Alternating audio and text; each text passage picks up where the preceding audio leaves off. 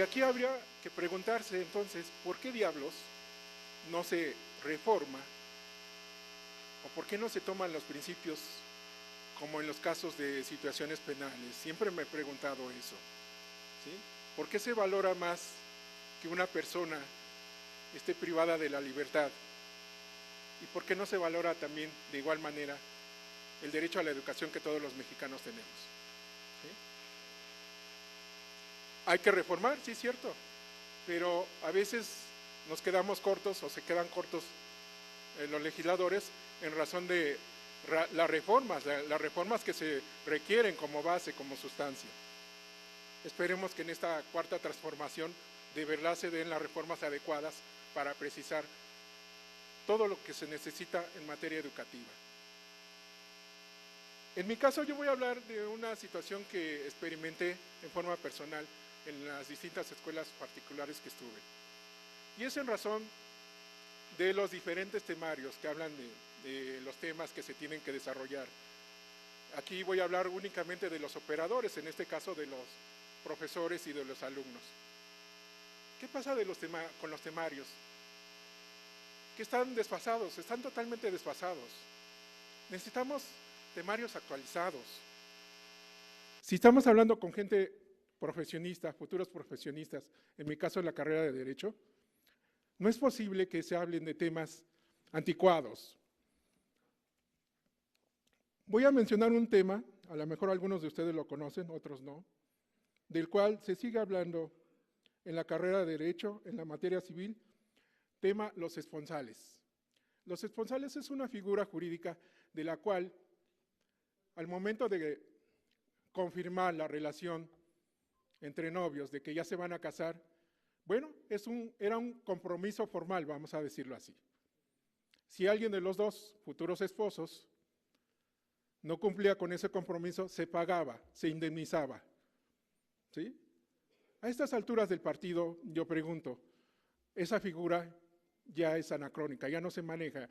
En la legislación civil ya no se ve. ¿Sí? Por lo tanto, yo me pregunto, ¿para qué estar dando una clase de un tema del cual ya es anacrónico? Ya no se utiliza esa figura jurídica. ¿Sí? ¿Por qué hablar de figuras jurídicas que no vamos a utilizar los futuros abogados o que ya no utilizan? De igual manera para las otras materias. ¿Sí? Hay verdaderos temas, alguien dijo aquí como ponente, ¿sí? Hay reglamentos de hace 40 años, de hace 50 años. Los temarios están igual. ¿Sí? ¿De qué sirve una legislación que hable de modificaciones, ¿sí? De actualizar temas con los profesores si los temarios son anacrónicos? Los temas que se tienen que dar en el aula, adentro del aula, deben de ser de temas actualizados. No entiendo por qué la situación. Ahora, lo que se propone de mi parte, como profesor de Derecho, es que tanto gente especialista, en este caso pedagogos, ¿sí?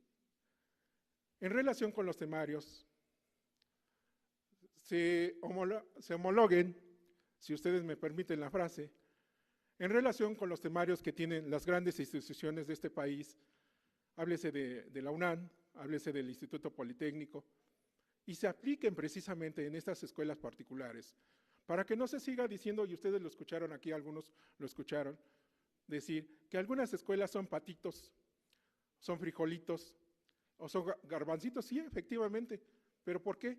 Por la clase de educación que en algunas escuelas de esta naturaleza sí se dan.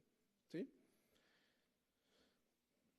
Dentro de mis propuestas también está el hecho de que el alumno que se involucre. Cuando el alumno se involucra, se aprende más. No es una situación de decir, apréndete 10 artículos o di de memoria tal artículo. No. Hay otras formas, hay 1000 formas de aprender. ¿Sí? Ese sistema de aprendizaje de memoria, ahorita lo aprendo y mañana se me olvida. ¿Sí? Hay que manejar otros sistemas. Hay que construir un aprendizaje teniendo como base las prácticas, los laboratorios y los talleres. Y en ese contexto de idea, el alumno va aprendiendo y va también manifestando algunas circunstancias o situaciones de las cuales él puede decir conforme a sus vivencias, ¿sí? No conforme a un aprendizaje de memoria, que ya está anacrónico también, por cierto. Bien, termino con una frase: educar para fomentar la cultura para el conocimiento y desarrollo. Tener como fin el progreso integral de la persona. Muchas gracias, buena tarde. Gracias, licenciado. Si gusta pasar por su constancia, muy amable. Sí, gracias. Ahora la diputada Brenda Fabiola Fraga Gutiérrez, quien es coordinadora del Grupo Parlamentario del Partido del Trabajo en el Congreso del Estado de Michoacán, nos presentará la ponencia El financiamiento para la educación inicial, y le pedimos a Miguel Ángel Aque Madera si se prepara, por favor. Muy buenas tardes para todas y para todos. Primeramente agradecerles al Grupo Deliberativo y al Partido del Trabajo a través del licenciado Reginaldo Sandoval Flores, pues la presentación de estos 10 foros en todo el país. Insisto que no van a ser suficientes para atender la demanda y la necesidad de escuchar a millones de maestras y maestros que están en el actuar cotidiano y que por supuesto la realidad convertida a veces en números no es la misma. No es lo mismo llegar a tu comunidad con las deficiencias, con las dificultades, a escucharlo en números. Aquí se puede ver muy frío, sentir muy fría la situación, pero irte a una comunidad, trabajar con los padres de familia, trabajar con los niños, con las niñas, de verdad en situaciones muy, muy complejas, es lo que realmente hace la esencia de la educación. Por eso quiero compartirles una experiencia relacionada con un proyecto de primera infancia. Y se ha venido reiterando que la inversión en la primera infancia no sería un gasto, sería una inversión para nuestro país. Esto en referente a que no se le ha tomado aprecio a la educación inicial y a la educación de los primeros años de vida. Bien lo decían en las ponencias principales, no se ha invertido correctamente. Hemos gastado, pero no hemos invertido. No hemos tomado en cuenta las tasas de retorno, que si apostáramos correctamente el recurso que tenemos en nuestro país, acertaríamos a hacer los cambios trascendentales. El proyecto de los cuales quiero compartir es el proyecto CENDI, un modelo educativo del Partido del Trabajo que ha tenido éxito ya por 24 años consecutivos, con premios internacionales, donde hay un presupuesto que está destinado específicamente para la atención a las familias y a los niños. ¿Qué sucede en nuestro sistema educativo? No hay atención para los padres de familia, no nos han enseñado a ser padres de familia, no hay gasto, no hay inversión, no se ha retribuido a educar a los padres. En el proyecto CENDI existe la escuela para padres, es decir, tenemos la corresponsabilidad de contribuir al desarrollo integral y armónico de las niñas y los niños en el país. En este proyecto educativo, además, tiene una plantilla integral, situación que nosotros estamos planteando en estos foros, que debe de ser uno de los temas recurrentes para el análisis de un nuevo modelo educativo. Se refiere a que en las escuelas, además de haber maestros al interior de las aulas, debe de haber un nutriólogo, debe de haber un psicólogo, debe de haber un médico, un trabajador social, deben existir artistas que nos ayuden a compartir las diferentes habilidades que ellos tienen para poder realmente hablar de una educación integral. Tenemos maestros estresados, tenemos maestros mal pagados, tenemos maestros cansados, enfermos, independientemente si están jóvenes o no lo están. Esta situación en el proyecto CENDI ha sido una prioridad, tener una plantilla de personal completa que hable de la integralidad del ser humano. No podemos dejarle todo al maestro. No podemos dejarle todo a un maestro en una formación básica y que contribuya al desarrollo integral de las niñas y de los niños. Por eso este proyecto educativo ha sido un éxito no solo en este país, sino en el mundo entero. Es un proyecto que se ha dedicado a atender de manera integral a la familia con el pretexto de atender a sus niños. Este modelo tiene características muy particulares, el tema de que a los niños se les atiende ahí su alimentación, el desayuno y la comida, cuidado con un nutriólogo atendido desde una perspectiva diferente. Un cerebro que no está bien alimentado es un cerebro que no va a tener la misma capacidad de aprendizaje. Si este modelo se reproduce en todo el país y para todas y todos los niños, estaremos viendo un futuro prometedor. Si solamente vamos a hacer parches en un sistema educativo, si solamente vamos a poner atención en las escuelas de las ciudades y vamos a seguir dejando a las comunidades, no vamos a tener de fondo una transformación en nuestro país. El proyecto educativo CENDI, que se ha instalado en más de 15 estados de la República y que ha tenido éxito, ha dado continuidad gracias a la exigencia de los padres de familia. También el proyecto tiene primarias, también tiene secundarias y por supuesto que tiene beneficios y ya objetivos muy establecidos. Los niños que ingresan a CENDI son niños que terminan una carrera universitaria. ¿Cuántos de los niños de comunidad terminan realmente una carrera universitaria? ¿Cuántos de nuestros niños, nuestros alumnos van a terminar una carrera que les permita generar mejores condiciones de vida? Aquí se trata de que la educación nos sirva para algo, de que la escuela nos sirva para algo. Y uno de los objetivos de CENDI es que el tema relacionado con la educación que reciba al interior de CENDI les sirva para atender su bienestar personal, su bienestar familiar y su bienestar social. Si realmente ponemos esto como base en la transformación educativa, estaremos planteando un modelo que cumpla con las condiciones y los criterios para poder transformar a nuestro país. Si no, realmente vamos a hacer solamente un refrito de lo que ya existe. Creo que sería muy interesante que pensáramos en la integralidad que requiere un modelo educativo, en lo necesario que es que se participe dentro de estos proyectos con claridad para poder atender. Este proyecto ha sido un éxito, atiende a más de 2,000 niños en cada uno de los estados y nos han hecho una persecución política en relación a que el proyecto no funciona, no sirve, a que el dinero no lo hemos ejecutado correctamente, a que el presupuesto no se ha ejecutado correctamente. Yo les diría, ¿qué proyecto funciona con esa calidad si el dinero no se ejecuta como es? Creo que esta situación de tener premios internacionales habla del compromiso, habla de la capacidad, habla, por supuesto, de la organización y la planeación que debe de existir que existe en estas instituciones. Es por eso que nosotros seguimos evidenciando a este proyecto como un proyecto de los mejores a nivel internacional en la primera infancia, en la educación inicial y que sirve entonces para poder transformar a las sociedades. Son niños que no generan problemáticas en otras escuelas porque se han atendido de manera integral. Son familias que se han comprometido con el desarrollo de sus hijos. Si bien esta formación se ha partido de los 45 días que llegan los niños, también hay educación preconcepcional que tampoco nadie le ha puesto atención. Tenemos un programa al interior de CENDI que es el seguimiento a egresados. ¿Qué escuela le da seguimiento a sus egresados? ¿Qué escuela sabe dónde están sus alumnos? ¿Cómo van sus condiciones? ¿Cómo está atendiendo a los padres de familia? ¿Cómo está atendiendo en el siguiente nivel educativo? El cambio más drástico entre el nivel educativo que tenemos es entre el preescolar y la primaria, porque no existe un acompañamiento. En esta situación el proyecto CENDI ha sido muy claro en darle acompañamiento a nuestros egresados. Vuelvo a decir, la atención a los niños es un pretexto, es la atención a las familias al que le tenemos que prestar mayor atención y mayor recurso. Los padres de familia son responsables en la totalidad de la nutrición de sus hijos y no hay escuelas que le den un seguimiento.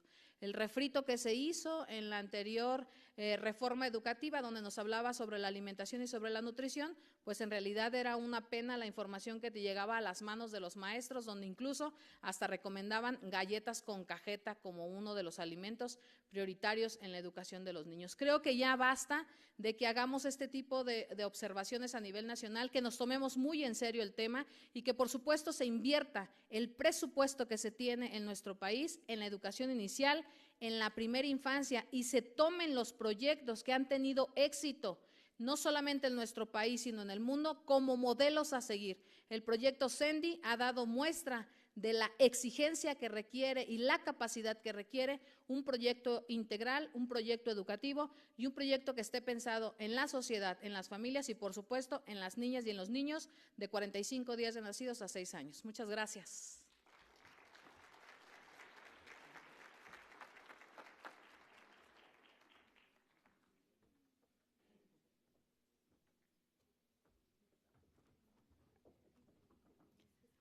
Vamos a pedir a Araceli Cruz Cedillo, de la Escuela Preparatoria Oficial número 188 del Estado de México, que pase. Si no se encuentra, la maestra Enriqueta Cortés Sánchez. Es ella. Su ponencia se denomina Justificación presupuestal de la resolución de las políticas públicas en la educación tecnológica, y le pedimos al licenciado David Antonio Vázquez Guerrero que se prepare. Gracias. Gracias. Buenas tardes a todos. Primero, al Presidium agradecerle a la diputada Ana Karina Rojo por su invitación al foro, asimismo a la doctora Angélica Rivadeneira. Gracias. Y al diputado Reginaldo Sandoval, coordinador parlamentario de la Cámara de Diputados. Muchas gracias. Vengo representando a un grupo que estamos en el rescate de la educación tecnológica.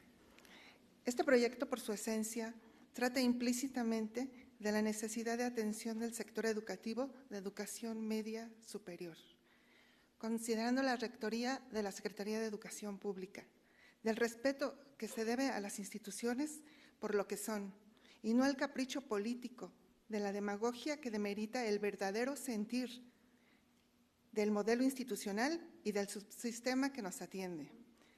Se dice esto porque al perder la identidad, al cambiar su imagen, sentido institucional de creación, de identificación, por cambios de logo, demeritando funciones y todo por el desmerecimiento o pseudopolítica pública versada en querer quizás lograr privatizar la educación. Este proyecto se basa en su sentir en los principios fundamentales que son confianza, reconocimiento y valores, como es el respeto, la dignidad, la honestidad, justicia, responsabilidad, equidad y libertad, todos considerando la historia bibliográfica de la educación tecnológica en México. Estos son ingredientes básicos, son implícitos y que están en el deber de atender las plenas necesidades de la docencia, de establecer estrategias del aprendizaje que verdaderamente se centren en ese proceso de enseñanza-aprendizaje, ya que el alumnado es el foco primordial de nuestra atención. Y esto no es poner grupos técnicos administrativos. Este proceso debe de ser y hallar el conocimiento para que se atiendan a los más de 650,000 alumnos que en 1,110 planteles están esparcidos a lo largo de nuestro país, tanto en el sector público como privado. Debemos atender puntualmente los procesos, ya que la calidad en el servicio debe ser considerada, la infraestructura debe estar bien consolidada, tener la imagen clara, la certeza y confianza, tanto para el padre de familia como para el propio alumno. También es importante acompañar a los directivos en estos procesos con calidad de servicio, considerando la rendición de cuentas, la transparencia, la honestidad y la honradez, ya que verdaderamente el subsistema educativo debe cumplir sus objetivos institucionales. Es indispensable también atender prioritariamente dentro del ámbito técnico-académico las necesidades de servicios escolares, los esquemas de los planes y programas de estudio, y que dé como resultado, para volver a los ya mencionados, principios de orden, confianza, certeza, todos acordes verdaderamente a las auténticas necesidades y demandas, no solo del país, sino de las diversas y diferentes áreas geográficas y demográficas que conforman nuestra nación y demanda la actual sociedad y los propios alumnos. Considerando todo esto, es imprescindible tomar en cuenta el aspecto presupuestal. Los recursos juegan un papel preponderante, ya que este proyecto no se plantea solamente por procesos administrativos, sino es tratar de rescatar la educación tecnológica y revertir el proceso de deterioro en el que se ha desarticulado, ya que por años fue construido y en la actualidad observamos que se está realmente viniendo abajo. Nuestra misión es formar bachilleres con un conocimiento sólido en las diversas áreas del sector productivo, como técnicos profesionales, preparados para su incorporación al sector productivo. Por su atención, muchas gracias. Muchas gracias, maestra. ¿Se gusta pasar por su reconocimiento? Muchas gracias. Sí, le pedimos al compañero David Antonio Vázquez Guerrero. ¿Sí puede pasar? Su ponencia se titula El financiamiento de la educación pública en México, la educación básica. Y le pedimos a Sergio Manuel Urbina Díaz, por favor, que se prepare. Muy buenas tardes.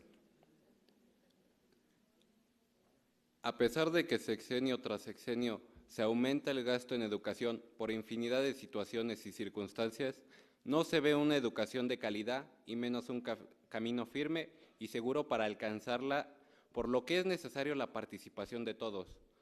Trataré de dejar apuntados a grandes rasgos esas situaciones circunstanciales que hacen de nuestra educación básica inicial, preescolar, primaria y secundaria, que como sabemos debe ser la plataforma de lanzamiento para la educación media y superior, pero no se ve esa proyección en calidad y equidad, así como para determinar el cambio social. También lo que considero posibles soluciones, partiendo de mi experiencia personal, fundamentalmente por obvias razones y concretamente en la Ciudad de México. Partiendo de esto, cito 3 renglones de la introducción del artículo del maestro Alejandro Márquez Jiménez, El financiamiento de la educación en México, problemas y alternativas, en el que dice: el gasto público en educación ha crecido en forma consistente. Entre 1990 y 2010, el monto de este rubro de gasto casi se triplicó al pasar, en términos reales, de 232.439 millones de pesos a 696.119 millones.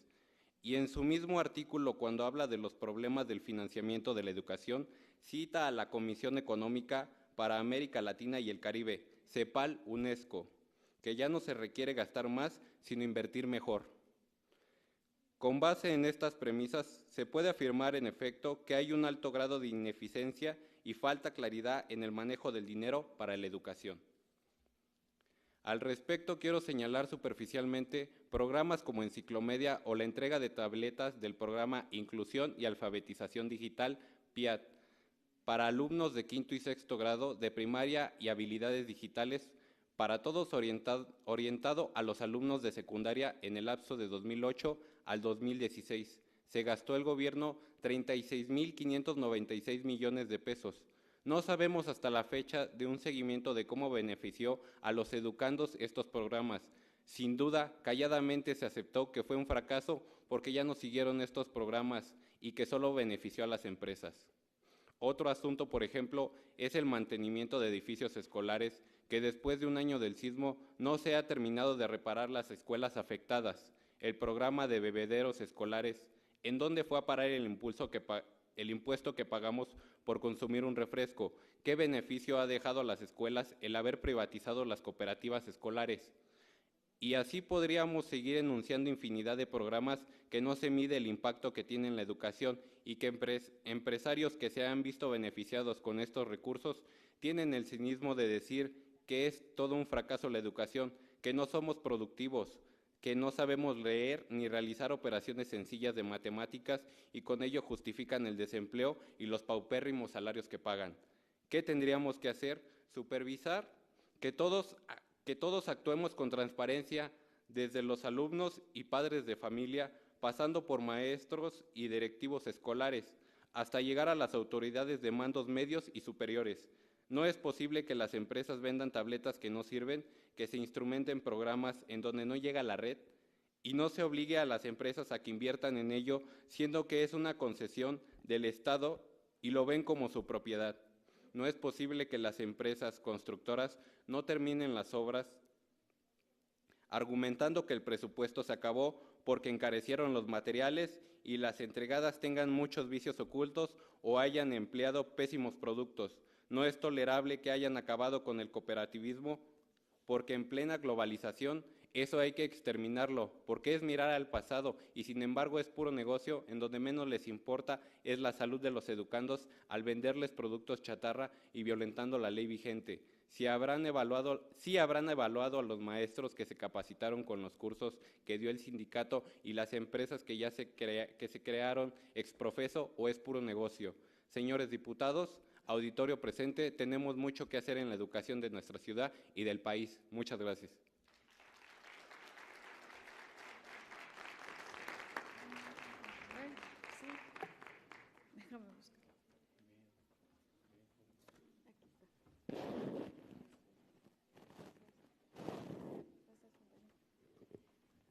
Sergio Manuel Uribe Díaz, de Educación Media Superior. Urbina Díaz. Sí, Urbina Díaz, y su ponencia se titula Mejorar el proceso de asignación de plazas y sueldos. Le pedimos al maestro Gabriel Hilario Marcelino que se prepare, por favor. Buenas tardes, honorable presidium, maestras, maestros, público en general, que se encuentra en este recinto con el objetivo de ser parte de la cuarta transformación de nuestro país, de forma particular en el sector educativo. Para mí es un honor estar aquí con todos ustedes. Agradezco la invitación del diputado Reginaldo Sandoval Flores, coordinador de la bancada del Partido del Trabajo, y su equipo. Me invitó a participar en este foro educativo, a quien expreso mi sentir como docente y como miembro de la Red de Colaboración y Fomento Educativo, haciendo mención que en México no se pueden permitir más injusticias a las maestras y maestros de este país. Para esto quiero puntualizar en algunos aspectos. En algunas ponencias anteriores escuché mucha información, aquí estando presente todavía algunos de los ponentes, doctores, mencionaban de las universidades, del presupuesto a las universidades. Me parece que es muy importante y valioso ese punto, pero me falta aquí hacer énfasis en la educación media superior. La educación media superior, que es la materia prima que reciben las universidades para formar profesionistas que van a servir para el desarrollo de este país. No dejemos de lado la educación básica, que es inicial y fundamental, como lo mencionó la diputada que me antecedió. El tema de la infraestructura también aquí lo tocaron. Me parece un tema relevante, que hay escuelas que al día de hoy todavía no han sido reconstruidas o reparadas del sismo de septiembre del año pasado.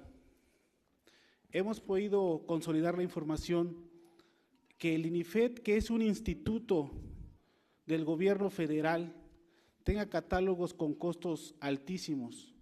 ¿De qué sirve que una escuela le den $1 millón si ese $1 millón con ese catálogo que tiene el instituto con trabajos alcanza para un aula o un salón de clases?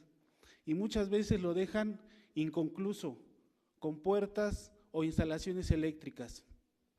Pero esto va a cambiar, estamos seguros que va a cambiar con la cuarta transformación, porque sabemos que detrás de todo esto está la corrupción. Ya lo dijo el presidente electo, el licenciado Andrés Manuel López Obrador, y vamos a terminar con esto. En el proceso de ingreso a nivel medio superior, donde se asignan las plazas para los docentes por medio de un proceso y un concurso de oposición, totalmente lastimado el sector educativo, para que a los maestros les asignen una plaza de 20 horas con equivalente a un sueldo mensual de 6,700 pesos. Eso realmente es algo inaceptable para el sector.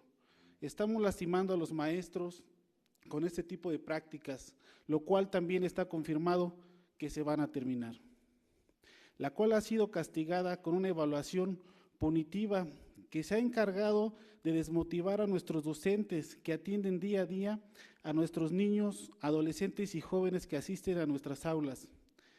Estando convencido de que la ley del servicio profesional docente no funcionó para alcanzar el objetivo de una mejora educativa, por lo cual el presidente electo Andrés Manuel López Obrador y el secretario de Educación Pública Esteban Moctezuma Barragán, con los 3 subsecretarios que ya mencionaron en el gabinete, estamos confiando en ellos para que todo esto cambie a una solución digna de nuestras escuelas de nuestro país. poniendo como ejemplo el artículo 22 de dicha ley, en el cual menciona que las plazas de educación básica y media superior se deben designar después de 6 meses con un nombramiento definitivo. Esto para garantizar el sistema educativo nacional, en lo cual nos damos cuenta tristemente que no es cierto, y no es cierto porque a los maestros se les asigna la plaza después de 6 meses. Lo que se asigna es una serie de contratos por tiempo fijo que condiciona a seguir siendo evaluados y a no poder ser, por lo tanto, basificados. Por tal motivo manifiesto que estoy a favor de la evaluación, pero una evaluación que sirva para identificar las debilidades de cada profesor en el aula y que éstas sean utilizadas para la capacitación acorde a los planes y programas que necesiten las escuelas de México en cada una de sus distintas regiones del país. Con esto podremos garantizar que estamos trabajando para una mejora en la calidad educativa. Todo esto con el objetivo de beneficiar las condiciones para un salario digno, porque están de acuerdo que no podemos tener maestros buenos con salarios malos. Tenemos que encontrar la forma para que el docente sea bien remunerado y reconocido por su trabajo, ya que es el eje del sistema educativo nacional y el encargado de formar a los estudiantes y futuros profesionistas, por citar algunos, médicos, ingenieros, licenciados, que serán parte del desarrollo económico y político de nuestro país. Recuerden, compañeros, y con voluntad de todos, los maestros lograremos la cuarta transformación de la educación en México. Es cuanto. Muchas gracias. Muchas gracias, profesor.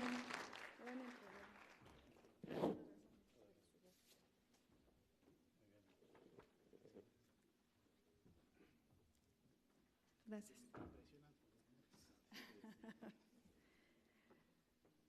Sí, en el ánimo de que todos los que enviaron ponencia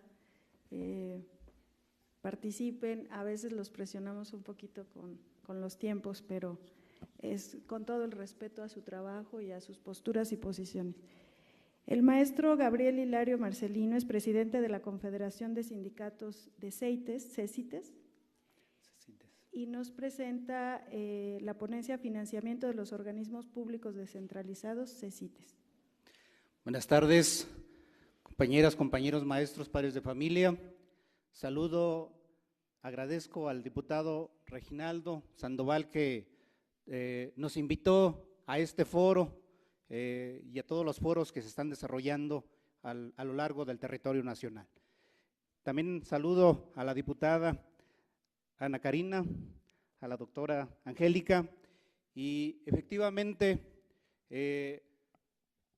los organismos públicos descentralizados nacen con un programa para la modernización educativa en el programa de 1989-1994, y nacen con una demanda, con nuevos subsistemas donde los gobiernos de los estados deben de participar, y hacen un convenio de colaboración que posteriormente firman los anexos de ejecución. En español dicen 50% el Estado y 50% de la Federación. El Congreso de la Unión aprueba el presupuesto general y posteriormente con los convenios el gobierno del Estado o de los estados tienen que poner el 50%. Sin embargo, en la vida real no se lleva así. En la vida real dice que el gobierno federal, la Secretaría de Hacienda, transfiere el recurso a las secretarías de los estados. Y en esas secretarías de los estados es el problema porque no nos los canalizan a los subsistemas. Por eso tenemos problemas y por eso proponemos nosotros a los diputados que nos ayuden a modificar dos leyes. La ley general, la ley orgánica del gobierno federal y por supuesto la ley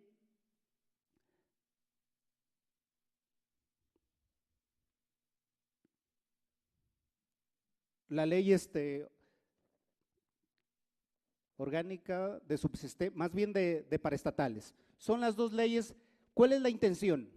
La intención es que el recurso llegue a las entidades, a los subsistemas, que lleguen directamente, lo que le toca a la federación le llegue directamente al subsistema. Y posteriormente el subsistema informe a la federación los gastos que realizó. Ese es lo primero que nosotros queremos. Lo segundo es que nos cambien el sistema, la ley del sistema anticorrupción, porque ahí nos nombran a nosotros servidores públicos. Con eso perdemos derechos laborales. Con eso ya tenemos que reportar porque ya somos funcionarios públicos, ya no somos trabajadores, lo cual ya no generamos derechos. Con eso nos están quitando la basificación. Con la ley del servicio profesional docente nos quitan también prestaciones, nos quitan la posibilidad de promocionarnos de una categoría superior inmediata. Por eso estamos solicitando que nos autoricen el presupuesto y en este momento entregamos un presupuesto de todas las federaciones, más bien de todos los estados que conformamos las federaciones.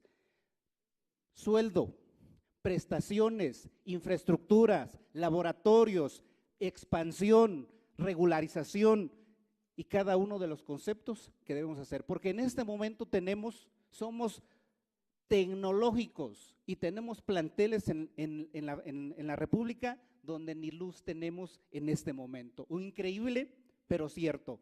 El maestro hace su dibujito con la computadora de cómo prender una computadora y no tenemos el recurso. Por eso aquí viene todo el presupuesto, ampliación y por supuesto que con este presupuesto abastecemos en el 2019 que abarcan a 21 estados en toda la República Mexicana. Le voy a proporcionar esto a la bancada del PT y también con esto le vamos a proporcionar el proyecto de modificación a las dos leyes que le estamos mencionando y también un proyecto educativo, que esto lo van a ver en otro foro, pero también le voy a entregar un proyecto que se llama Modelo Educativo de Calidad. Aquí está todo lo que es una filosofía de cómo tenemos que llevar a cabo nuestra práctica docente. Aquí también tenemos un proceso de ingreso respetando el artículo 123 y respetando los contratos colectivos de trabajo o condiciones generales de trabajo, depende del apartado A o el apartado B. También aquí viene un proceso de ingreso, promoción, permanencia, una evaluación permanente, no de permanencia, permanente, donde la evaluación debe de ser retroalimentada, no que nos castiguen, sino más bien que nos den capacitación. En este proyecto también viene, diputado, ampliación para capacitar a todos los docentes que de alguna manera se requieren en este momento. Entonces, le hacemos entrega de todos los proyectos y que la educación cambie este país, que es la cuarta transformación. Muchas gracias a todos y muchas gracias a la bancada del PT. Muchas gracias, maestro.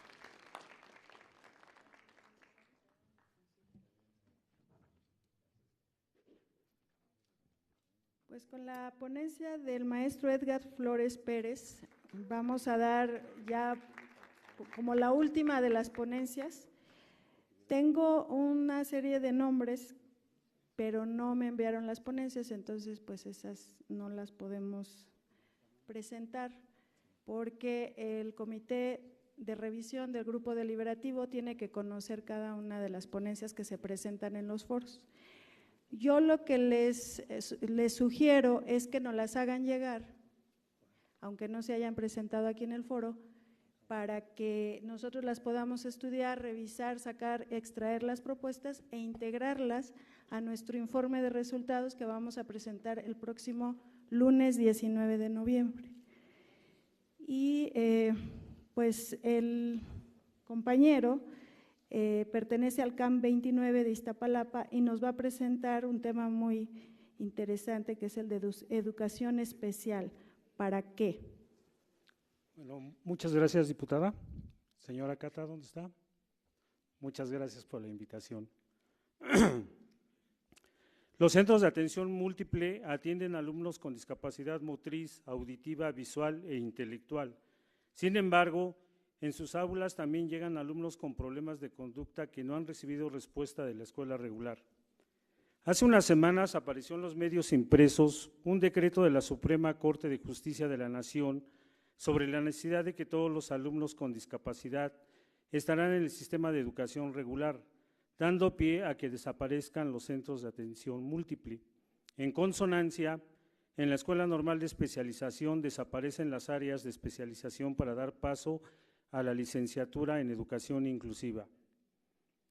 Si bien es cierto que los maestros que trabajamos en dichos centros estamos conscientes que esto iba a suceder tarde o temprano por todo el marco teórico y legal que se viene implementando desde la reorientación de los servicios, también nos hace reflexionar sobre la necesidad de que los CAM continúen con su labor de atender a cierto grupo de alumnos que no tienen cabida, nos guste o no, en el sistema regular. Luego entonces, ¿para qué una educación especial?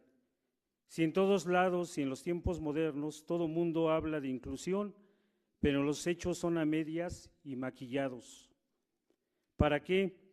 Si no todas las escuelas regulares cuentan con rampas para alumnos con sillas de ruedas. Por ejemplo, recuerdo que cuando yo trabajaba en USAER en una escuela primaria que participaba en el programa Escuelas de Calidad, para justificar el gasto de los recursos que recibía, mandó a construir una rampa desde el segundo piso hasta la planta baja para un alumno que utilizaba muletas, pero que este niño en muchas ocasiones no llegaba al baño por lo prolongado del trayecto, pero tenían que justificar ese gasto, cuando hubiese sido más factible haber ubicado al niño en un aula de la planta baja. ¿Para qué educación especial? Si muchas veces los sanitarios de escuelas regulares no tienen baños adaptados con pasamanos para alumnos con discapacidad motriz. ¿Para qué?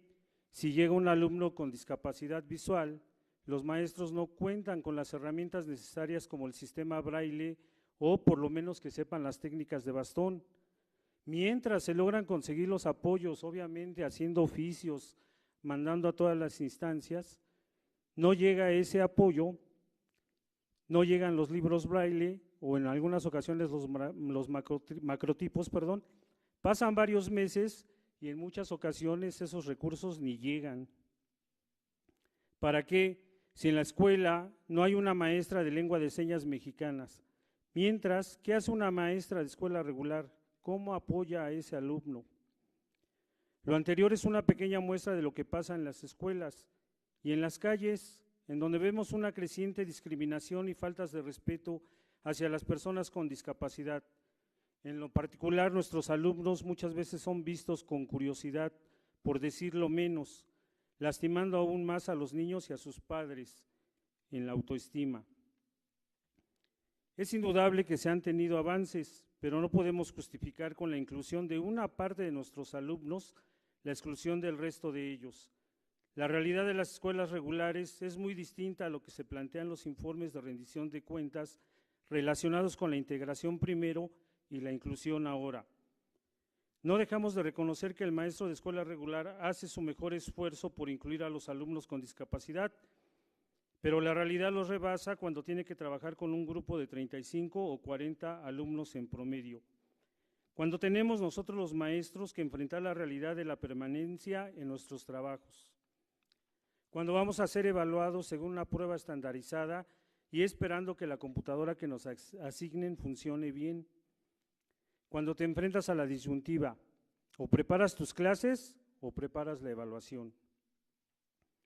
Muchos de nuestros alumnos que se inscriben en el CAM y que vienen de una escuela regular en el caso de nivel secundaria y primaria, llegan con su autoestima por los suelos debido a las burlas de sus excompañeros, a la segregación de que son objeto, al olvido que se da dentro de las aulas y en ocasiones al activismo de algunos padres de familia para que no acepten ese tipo de alumnos en su escuela. ¿Qué proponemos?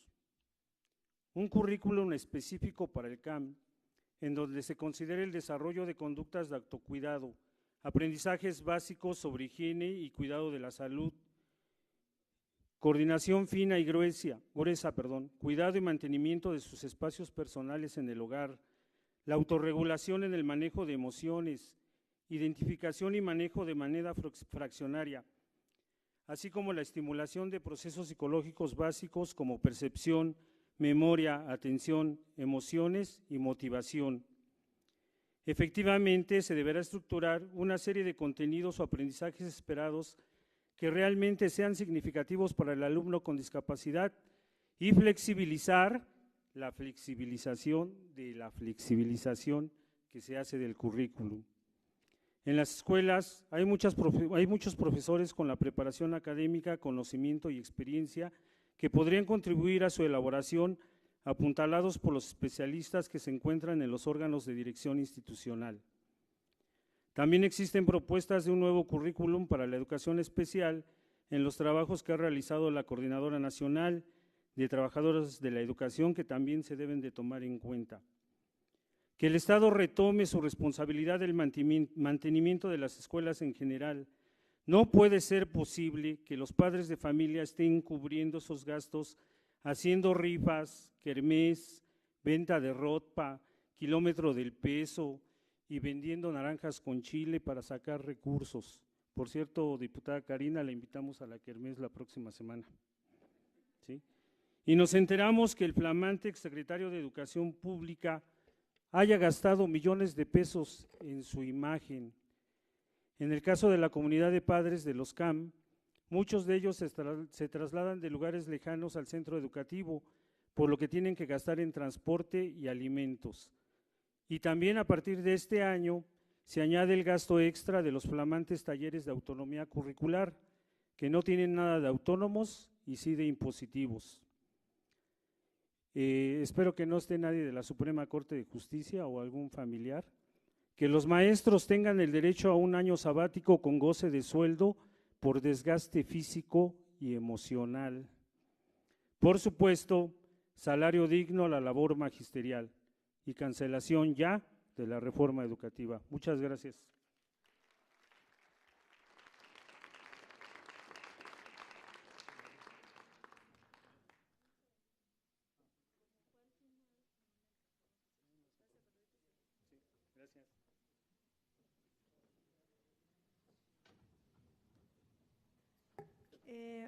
A continuación se van a presentar los acuerdos, pero antes, no sé si están de acuerdo, si hay alguien del público que todavía tenga alguna duda, una pregunta, ahorita es el momento que pudieran participar. ¿Alguna otra aportación? ¿Nadie? Sí.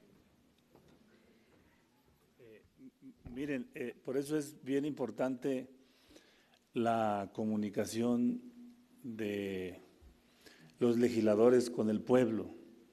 Nosotros pretendemos intentar hacer el ejercicio de que este Congreso sea un Congreso abierto, un Congreso que revierta, como se venía trabajando antes, que no se escuchaba a la gente. Solo se legislaba para el 1%, entonces ahora queremos legislar para el 100%, pero para eso hay que escuchar al pueblo y requerimos de una comunicación permanente. Escuché la propuesta del maestro Hilario, no sé si está el maestro Hilario. Él, por ejemplo, ellos proponen que modifiquemos un artículo, el artículo 50 de la Ley Orgánica de la Administración Pública. Esa Ley Orgánica de la Administración Pública la acabamos de aprobar, es por la que hizo escándalo los diputados del PAN, que se salieron. Pero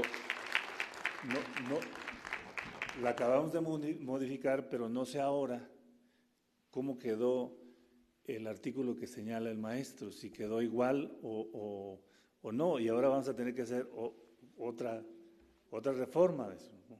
Pero bueno, esa la acabamos de modificar porque es el instrumento fundamental jurídico sobre el que va a caminar el nuevo gobierno.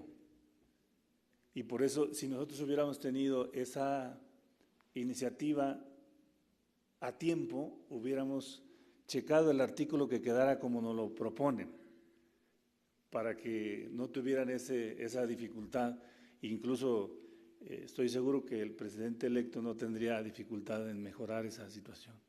Bueno, les comento esto porque esto que estamos haciendo ahora es para que no nos vuelva a suceder en el tema de la reforma a la ley de educación y en el tema del artículo 3º, y ahora también ya nos dicen que el 123, todo lo que nos comentó el maestro Espinal, para que ya no nos ocurra, sino que lo que ustedes nos planteen son lo que vamos a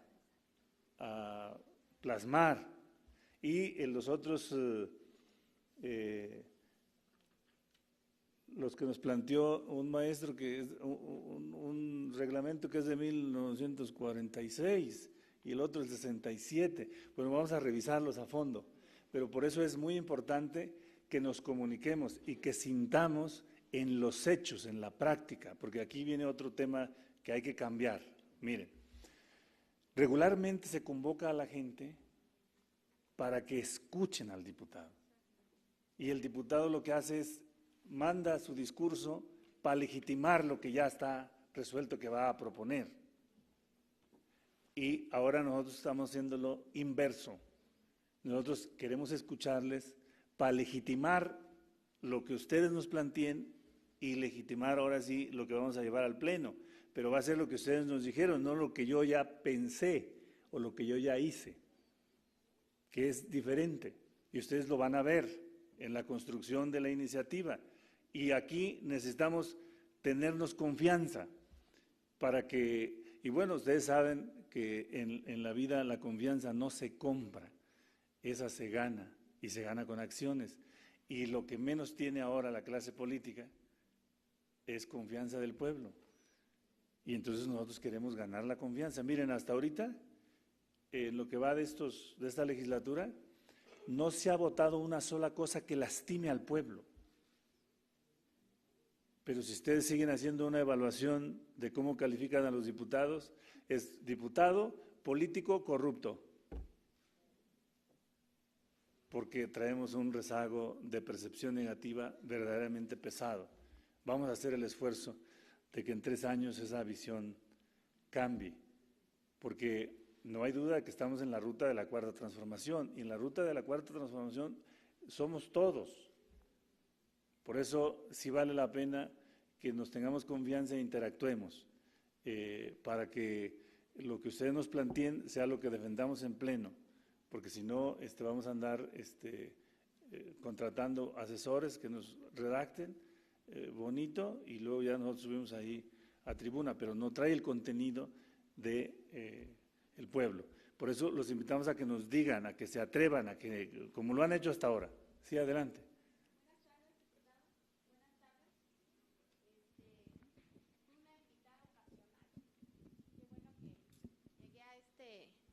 Buenas tardes a todos, diputados y diputadas. Comentaba que fui una invitada ocasional y la verdad este tipo de foros hace mucha falta.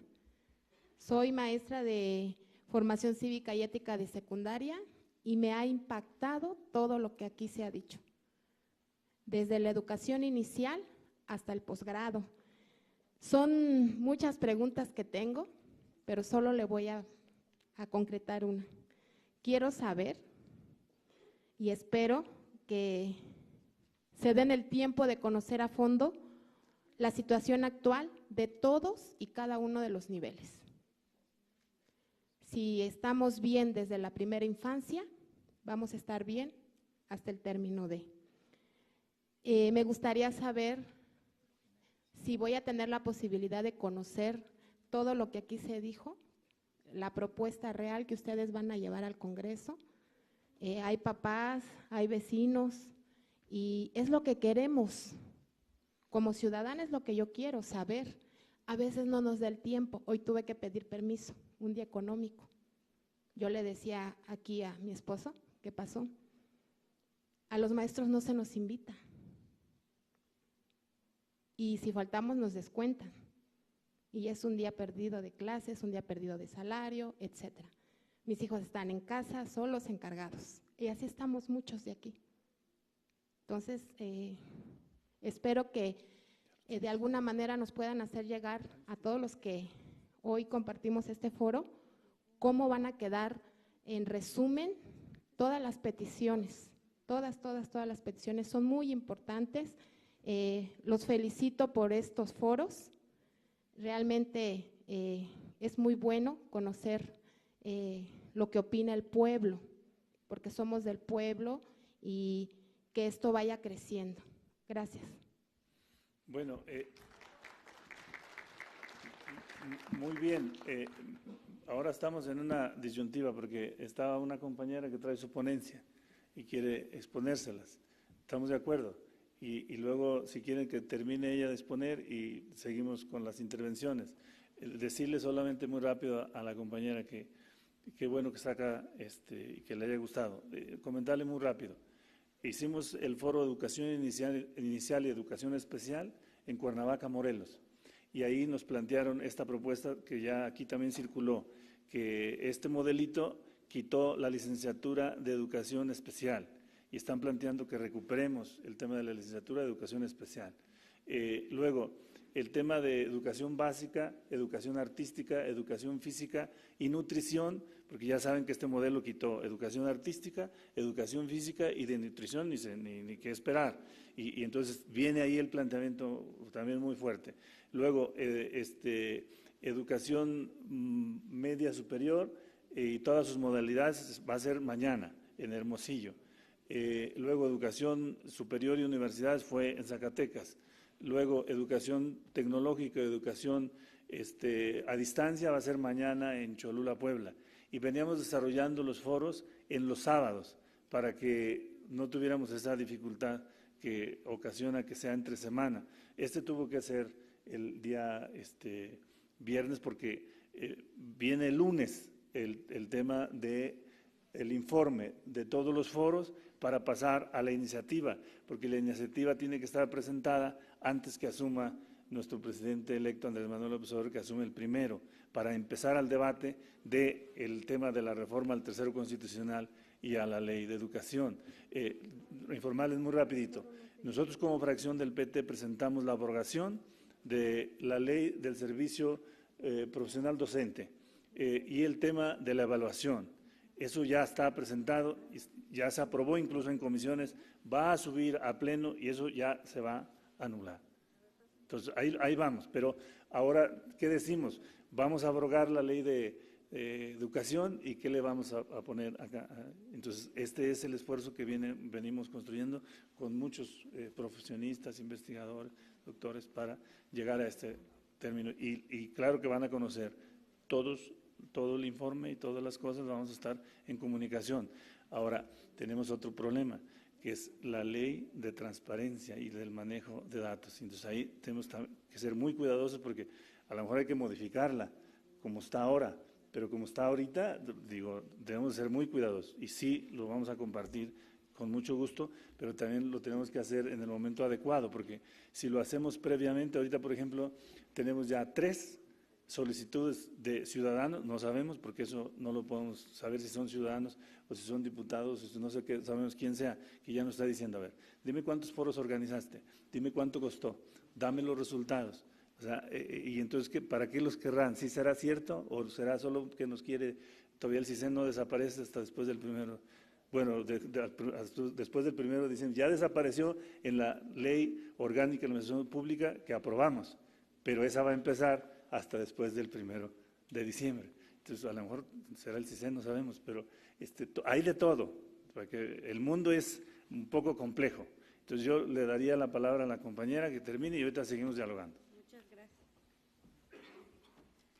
Gracias.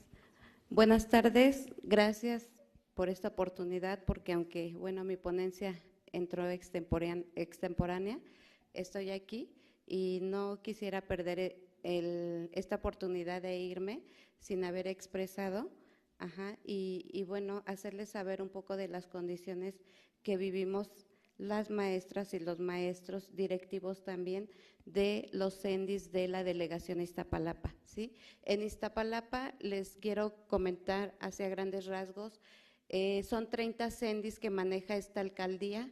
En esta alcaldía atendemos a más de 2,500 pequeños alumnos y alumnas de 43 días de nacidos a 6 años de edad, ¿sí?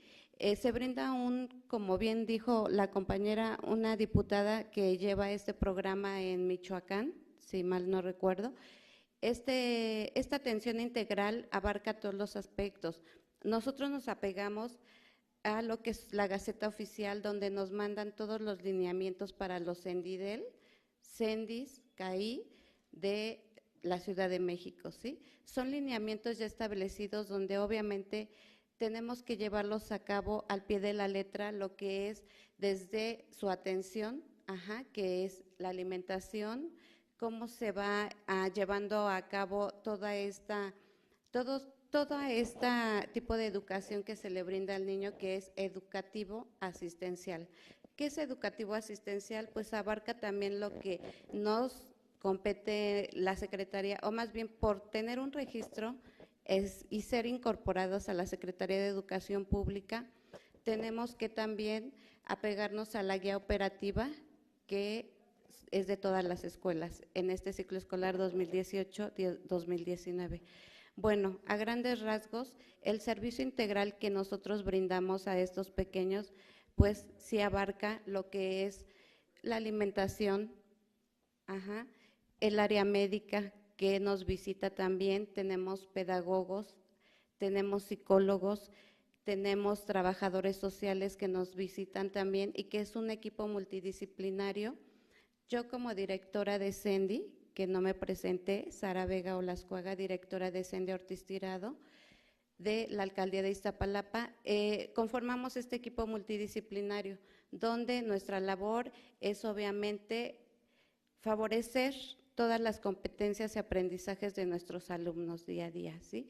Entonces, bueno, con todo este equipo, si les hablo también del equipo multidisciplinario, es porque, y de la docencia en general, es porque desde hace 2 años que se nos brindó la oportunidad de ser basificados porque no contábamos con una base, percibimos un salario estándar, nivel 8, de 6,800 pesos mensuales, ¿sí? Eso es lo que percibe el equipo multidisciplinario desde una psicóloga, pedagoga, etcétera, directivo, docentes y cocineras y asistentes de servicio. Tenemos un salario igualitario, ¿sí? Donde obviamente las responsabilidades no son las mismas, lo sabemos, ¿verdad? La responsabilidad, la labor, la función, todo es diferente, mas sin en cambio nosotros ganamos y percibimos lo mismo desde hace 2 años, ¿sí? Entonces, bueno, no quiero irme sin aprovechar esta oportunidad de ser escuchada, lo cual agradezco. Y pues mi tema, que ya ahorita es homologación, la homologación por funciones, por responsabilidades, que es tan importante, porque obviamente pues hablamos de que un directivo pues no tiene la misma responsabilidad que una cocinera, ¿verdad? Que no, obviamente todo es un trabajo en equipo y que todos somos importantes, pero obviamente sí estamos en unas condiciones de carencias en todos estos aspectos de salario, ¿no? Y nosotros, bueno, en lo particular, esa sería mi petición, ¿sí? La homologación. Y pues yo le agradezco que me hayan escuchado. Muchas gracias. Y hablar un poquito acerca del servicio. Yo creo que el servicio que brindamos a nuestros niños en educación inicial es la base. Son la población educativa más vulnerable que tenemos, ¿sí? El hecho de formar parte de esta labor de la formación de un pequeñito desde los 43 días de nacidos hasta los 6 años, de verdad es muy satisfactorio ver todos los avances todos los aprendizajes, todos los logros que estos niños alcanzan, porque de verdad formar parte de esto, yo llevo 27 años aportando en la formación de cada uno de mis alumnos. Tengo alumnos ya universitarios, tengo alumnos profesionistas de los cuales me siento orgullosa. Gracias. Muchas gracias. Gracias, profesora. Y también le vamos a pedir una disculpa a la profesora Consuelo Matías Garduño. Por alguna razón yo no recibí la ponencia, pero tan la envió que tienen la presentación aquí, entonces sí le vamos a pedir que nos presente, por favor. Muchas gracias. Buenas tardes, presentes, profesores, profesoras, honorable presidium, por concederme el tiempo, ya casi a punto de cierre. Colegas, agradezco esta participación. Bien, dentro de este foro, dentro de este marco, tenemos que plantearnos algunas preguntas, ¿como cuáles? ¿Financiar la educación es una ecuación compleja? ¿Se imaginan las matemáticas como una ecuación y que se nos plantee como si fuera tan complejo plantear esta ecuación, esta resolución? Tenemos una tarea, y tenemos una tarea de un razonamiento de nuestra parte izquierda del cerebro. Voy a plantear algunas preguntas, ya nada más a manera de reflexión porque estamos en el tiempo. ¿Cuáles serían las mejores estrategias para instituir una educación completa? ¿Pensamos? ¿Cómo se pueden organizar provechosamente servicios de educación en todos los niveles? Aquí tuvimos ponencias desde el nivel preescolar, básico, secundaria, bachillerato, a nivel universitario, y tuvimos a unos expertos muy doctos en la materia, como los doctores que tuvimos en la mesa del presidium, y que nos ilustraron con datos de la OECD, donde estábamos casi al mínimo. ¿Por qué al mínimo? ¿Por qué casi todo basarlo en una cuota mínima, en un salario mínimo? Algunos de los colegas que me antecedieron, donde mencionaron que para ser parte del servicio docente, ya sea a nivel básico, secundario, preparatoria o a nivel universidad, en algunos de los casos se presentan exámenes de oposición, donde, como mencionaba alguno de los colegas, solo se logran 20 horas. Y uno de los colegas acotaba el salario, algo así, 6,700, 6,800 pesos, colega, más o menos, para un profesor universitario. La ponente que me antecedió decía que tenía un equipo multidisciplinario donde alcanzaban un salario de 6,800. Para la cuarta transformación, nuestro presidente electo dice que aquellos que tengan salarios bajos podrían homologarse, podrían tener algún bono. Esa sería una de las peticiones. Sigo con las preguntas. ¿Qué se puede hacer para mejorar los servicios educativos con calidad en todos los niveles? Algunas respuestas ya están en la mesa, algunas respuestas ya las pusieron los ponentes. Estos serían los cuestionamientos de los gobiernos de todo el mundo que vienen tratando de resolver con distintos grados de avance, y algunos mínimos y algunos los han alcanzado, sobre todo en los países desarrollados. Por algún motivo, por cuestiones económicas, por el Fondo Monetario Internacional, por el Banco Internacional, porque nuestro país pertenece a la OECD, nos tratan de homologar en educación, pero no nos homologan los salarios, pero no nos homologan nuestras condiciones materiales de estudio, de trabajo, de educación y de tiempo. Salario mínimo. ¿Qué es el salario mínimo? El salario mínimo es un número, no lo estoy definiendo, lo estoy cuestionando. El salario mínimo es un número que significa la retribución mínima con la cual nosotros alcanzamos con nuestro trabajo a tasar esa cantidad. Es decir, los excedentes son los que hacen la acumulación o la riqueza de ¿quién? De nuestro patrón, de nuestra institución o de nuestra universidad. Entonces, ¿por qué siempre estar al mínimo? ¿Por qué no estar en la línea media? ¿Por qué no estar al máximo? ¿Por qué siempre nuestros salarios son mínimos? Lo acabamos de escuchar con la ponente anterior, que es de un equipo multidisciplinario de educación preescolar. Escuchamos los salarios también de nuestros compañeros de nivel bachillerato. Lo presentó un colega a nivel universitario. nos tendríamos que cuestionar y responder esa parte. Rápidamente, porque presenté ahí unos datos, pero ya estamos sobre el tiempo. En esa tabla que tenemos dice, de los impuestos nos regresan en servicios, ¿cuáles? Ahí tenemos algunos países y lo tenemos en porcentajes. En porcentajes tiene una mejor visualización. Ya alguno de los ponentes lo manejó. Tenemos a Bélgica con un 40.5% y la línea azul, la de hasta acá, es la que nos indica lo que nos regresan en aportaciones para la seguridad social, es decir, como servicios médicos y algunas prestaciones. Tenemos Alemania, Francia, Estados Unidos, son los más altos. Tenemos el promedio de la OECD, es decir, lo que debería de estar en la media. Por debajo de eso tenemos Suecia, tenemos Australia, tenemos Corea y tenemos México y Chile. En nuestras aportaciones tenemos a México casi el 11.2, pero lo que se nos retribuye es mínimo, como siempre, al mínimo. La siguiente, por favor. Financiar es una inversión.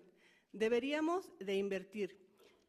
El Producto Interno Bruto es la suma, puede ser en dinero, en porcentajes o en otros indicadores de todos los productos, bienes o servicios que se producen en nuestro país.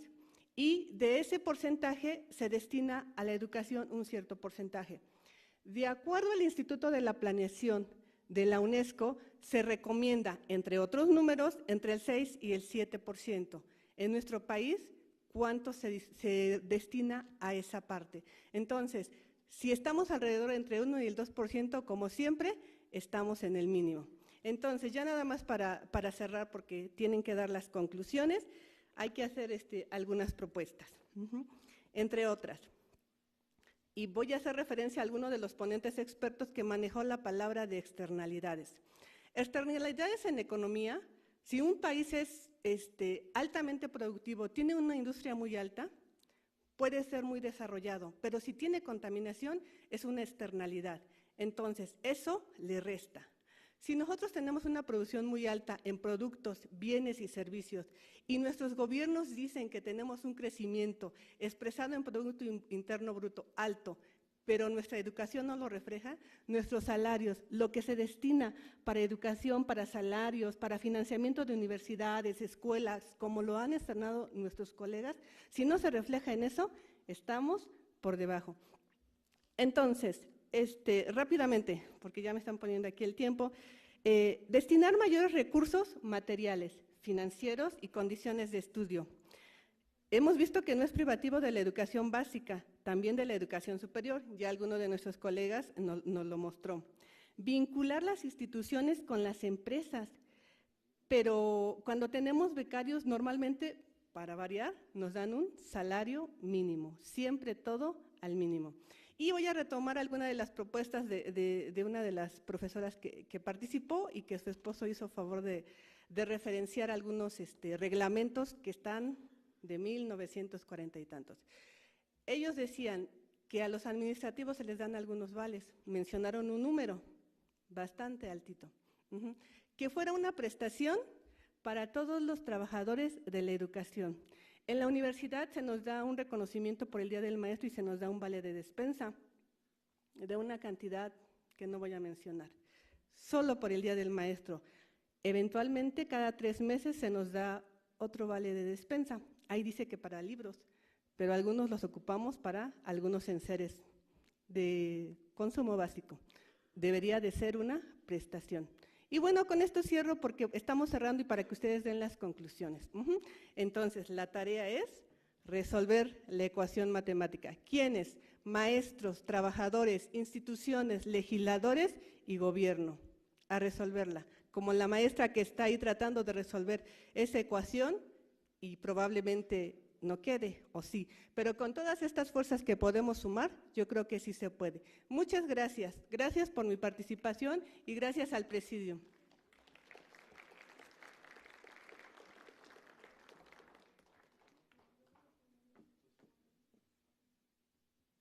Sí, mire, yo creo que ahorita la diputada Ana Karina nos va a hacer favor de leer los acuerdos y después vamos a preguntarle a la asamblea si está de acuerdo y ahí podrían participar las personas que nos hicieron falta si ustedes están de acuerdo.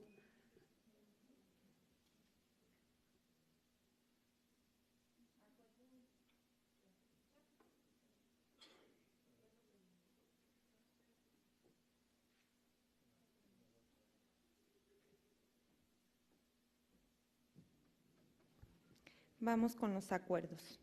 1. Que las propuestas planteadas en este foro temático de consulta sean llevadas al debate en el Pleno de la Cámara de Diputados, incorporándolas en las iniciativas de reforma legal para la transformación educativa de la Cuarta Transformación. 2.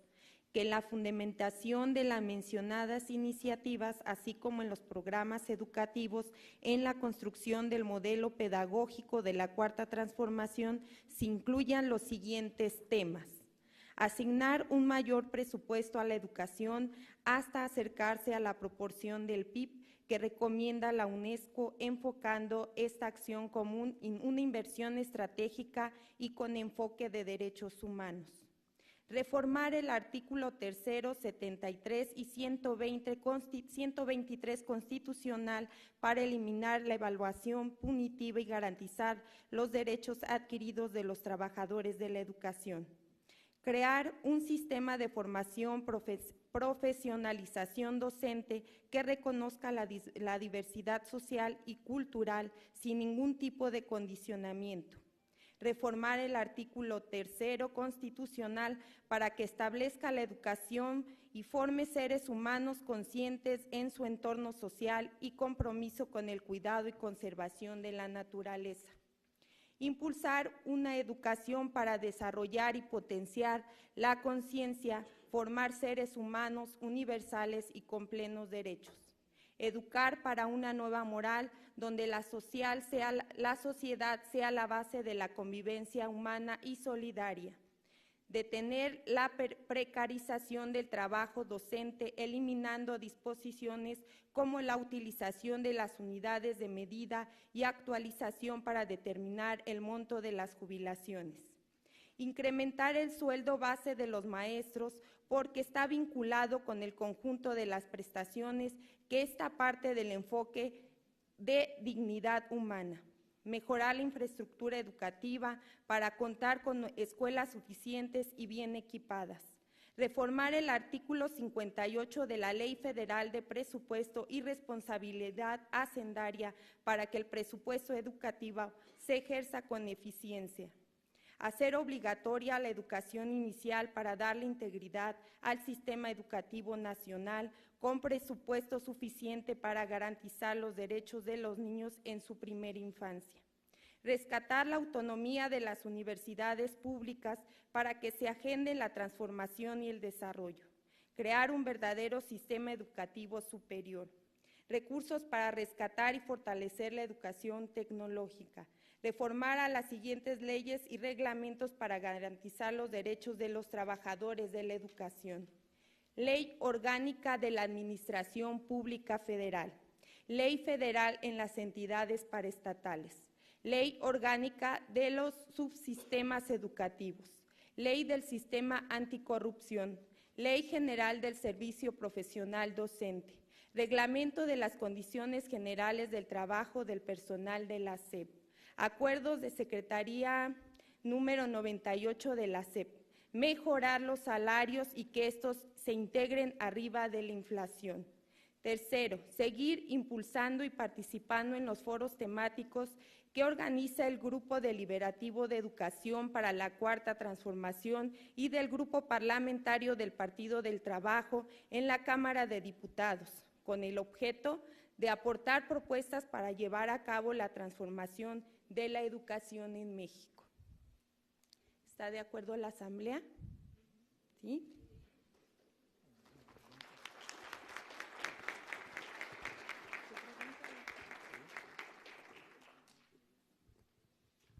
¿Algún agregado? A ver, el compañero, la compañera. Buenas tardes. Hablando de los derechos de los trabajadores de la educación, a mí me gustaría preguntar cómo va a ser el procedimiento, si lo tienen ya pensado, a partir del 1 de diciembre, cómo va a ser la reinstalación de los maestros cesados.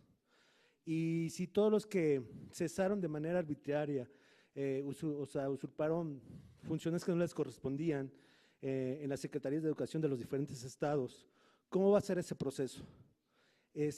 Porque hay estados donde está el PAN, donde está el PRD, que no quieren, están alargando, están haciendo tricuñuelas, los juzgados de conciliación y arbitraje tienen a jueces que los puso el gobernador. Entonces sí nos interesaría mucho. Yo soy maestro cesado, vengo con otros maestros cesados, llevamos 2 años y el gobierno ha hecho todo lo ilegal para tenernos fuera. Cuando pese ganamos un juicio administrativo, al oponernos a la evaluación porque es ilegal, porque lo hicieron de manera ilegítima, no siguieron los protocolos, lo demostramos en un juicio para el 2016 que era voluntaria, se tomó el director de Educación de Querétaro las atribuciones que no le correspondían y cuando era voluntaria quiso llamar a evaluación cuando no había.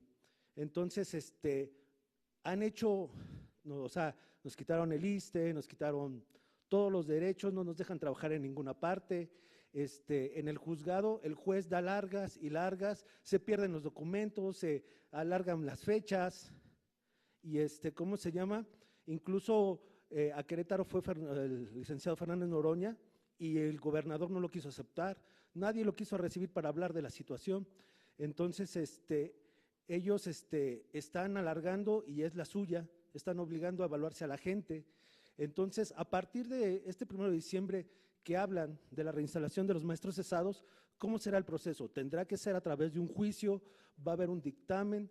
¿Cómo será la situación? Porque después de tantos años, de estos años de lucha, nuestros hijos siguen teniendo hambre, siguen teniendo necesidades, nos han bloqueado por todas partes. Si vamos a dialogar con los del ISSSTE, si vamos a dialogar con los del FOBISSSTE, los de varias cosas, llegan gente de gobierno, llega gente de UCEBEC a boicotear y a limitarnos, ¿no? Entonces, hay gobiernos que no están todavía queriendo ejercer y no quieren acatar. ¿Cómo será ese proceso para los maestros cesados injustificadamente, despedidos injustificadamente en el país? Gracias. Bueno, tengo yo la lista de que me entregó el maestro Espinal, no sé si esté completa, me imagino que no, de todos los maestros cesados. Nosotros estamos construyendo en la ruta de que se abrogue por completo la ley punitiva, la ley ya la ley de servicio profesional docente, esa ya no tiene duda, ya les informé, ya se aprobó en comisiones, va a subir a pleno. Y el tema de los maestros despedidos injustamente por ese asunto, incluso puede quedar redactado, pero hay que construirlo juntos. Para nosotros pudiera quedar redactado simplemente en un transitorio, que queda sin efecto lo que han hecho hasta ahora y que se instruye la instalación de los maestros, la reinstalación, perdón, de los maestros despedidos injustamente. O sea, no tiene, para el tema de cómo legislar eso, no tiene mayor dificultad y vamos en esa dirección. Bueno, eso también es otra cosa, porque también vamos nosotros en la ruta de la reconciliación, no de la venganza. O sea, recuerden esa frase, que queremos instalar una nueva forma, entonces no vamos a hacer igual que como nos tratan, vamos a tratar, eso se llama venganza. O sea, hay que caminar en el tema de la justicia, ¿no? Y por ahí vamos a caminar. Sí, ¿quién más quería participar? Si se tenía calculado a cuánto se les va, si se tiene contemplado en el presupuesto para que los compañeros en cuanto antes tengan ya su sueldo, ¿sí? O sea, si ya se hizo por medio de ustedes esa petición de presupuesto. Bueno, recordarán lo siguiente, el tema de la propuesta del presupuesto es una facultad constitucional del Ejecutivo. Él nos hace el tema del presupuesto. Y la facultad constitucional de aprobar el presupuesto final es de la Cámara de Diputados. Entonces, entre ambos tenemos que construir esta ruta. Y ustedes saben, bueno, pues son compromisos y acuerdos que se hicieron de campaña por lo que se votó. Y ahí yo estoy convencido de que Andrés no fallará, ni nosotros fallaremos. Sí. A manera de agradecimiento y, digamos, celebrando que estamos todos aquí participando, aportando algo, les quiero compartir una reflexión. Había una vez 4 individuos llamados todo el mundo, alguien, nadie y cualquiera. Siempre que había un trabajo que hacer, todo el mundo estaba seguro de que alguien lo haría. Cualquiera podría haberlo hecho, pero nadie lo hizo. Alguien se puso nervioso porque todo el mundo tenía el deber de hacerlo. Al final, todo el mundo culpó a alguien cuando nadie hizo lo que cualquiera podría haber hecho. Qué bueno que estamos juntos aportando éxito. Gracias.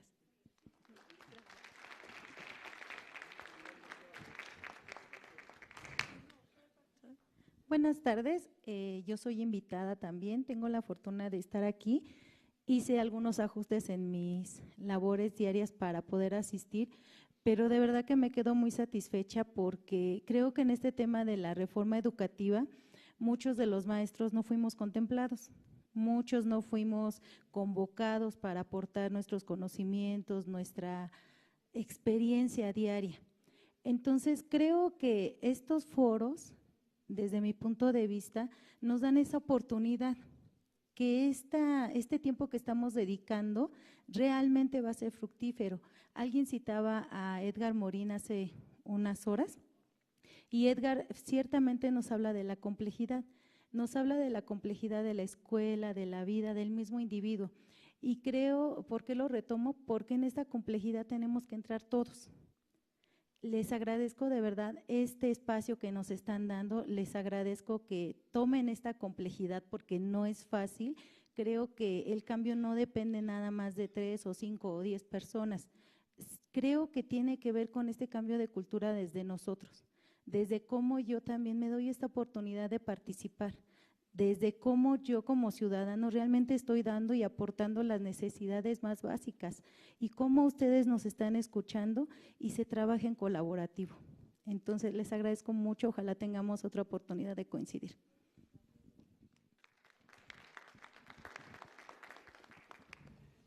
Bueno, hay una premisa que creo que hemos venido discutiendo y que podría estar en el planteamiento, que es el que la educación es un bien público y un derecho universal en todos los niveles, que es lo que aquí más o menos se ha discutido. Creo que es algo importante que también quede plasmado en el documento. Otro elemento que me parece muy importante es el de la equidad en la distribución del presupuesto educativo, porque ahorita el gasto por alumno es impresionante, la diferencia que hay entre todos los estados y hay una especie de círculo vicioso, perverso, que va haciendo que cada vez se distancien más y más las distintas instituciones. Creo que eso se tiene que tratar de reducir. Y lo otro que creo que es muy importante, aunque quizás no sea como materia de ley, pero sí como política.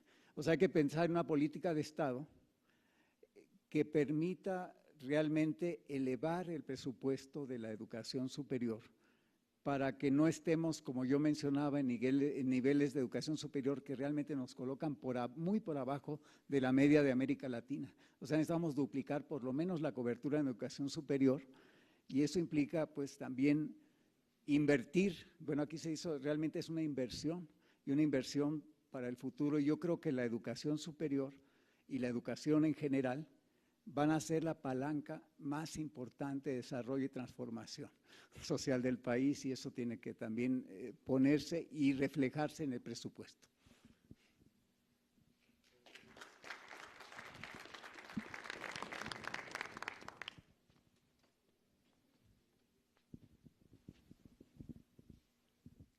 Muy amables por darme la palabra.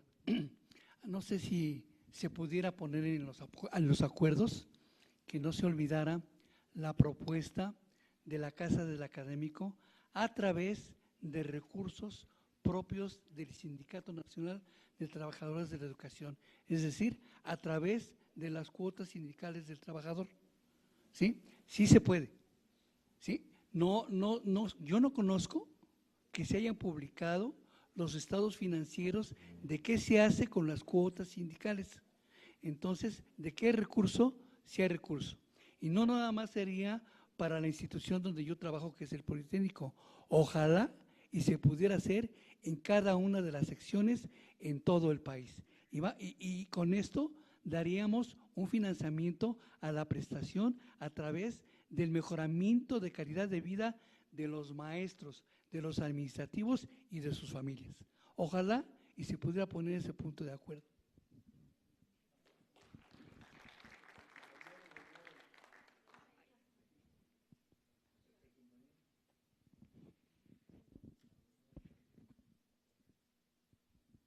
Buenas tardes. Nada más para apoyar la propuesta del contador público Gabriel Hilario Marcelino con relación a la modificación de la ley de la Administración Pública Federal.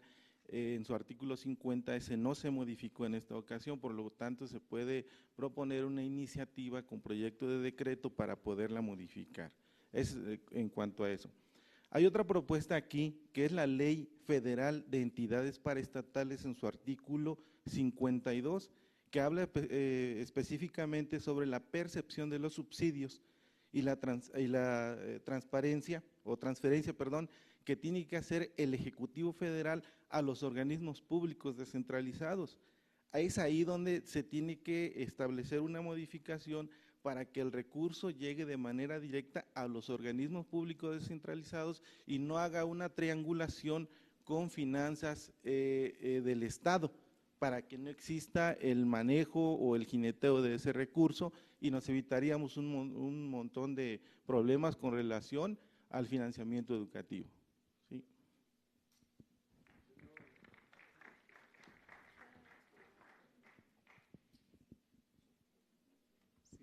Perdón, se me pasó un punto que creo que es muy importante. Hay un problema que están viviendo ahorita 10 universidades y que son más, y que va creciendo, y que es el problema del endeudamiento de las universidades. Yo creo que ese problema se tiene que tratar. Es un problema estructural, es un problema que fue creado por una política neoliberal, que fue haciendo que se generara esta deuda que es impagable. O sea, no son viables las universidades si no se resuelve este problema estructural, y creo que esto se tiene que atacar ya.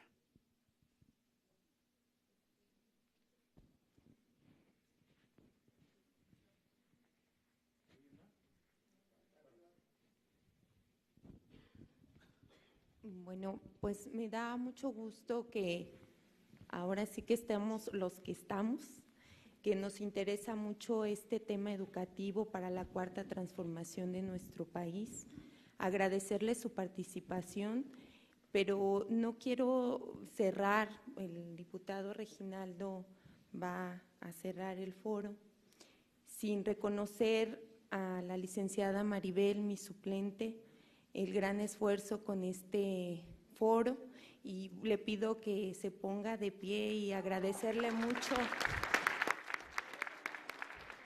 porque es una labor muy grande, y te agradezco, Mari, gracias, porque una mujer muy disciplinada y que desde tiempos atrás creemos en esta cuarta transformación, el licenciado Andrés Manuel López Obrador, y qué más importante que estar con la educación de nuestros hijos, de nuestros jóvenes, y que los maestros tengan un buen vivir, que sean exitosos nuestro país en base a este conjunto que venimos realizando. Gracias, diputado Reginaldo, por darme también la oportunidad, y esperemos que en estos foros que haya posteriores hay que difundirlo, que la gente se empape más de este tema, porque ya lo decía el diputado Reginaldo, no solo es los diputados y el gobierno, es la sociedad. La sociedad tiene que estar informada de cómo vamos trabajando, porque ya conocemos cómo se manejan los neoliberales, que es el PRI y el PAN, y nos van a poner trabas para transformar este país, y ustedes tienen que estar informados de cómo va avanzando nuestro pueblo día con día.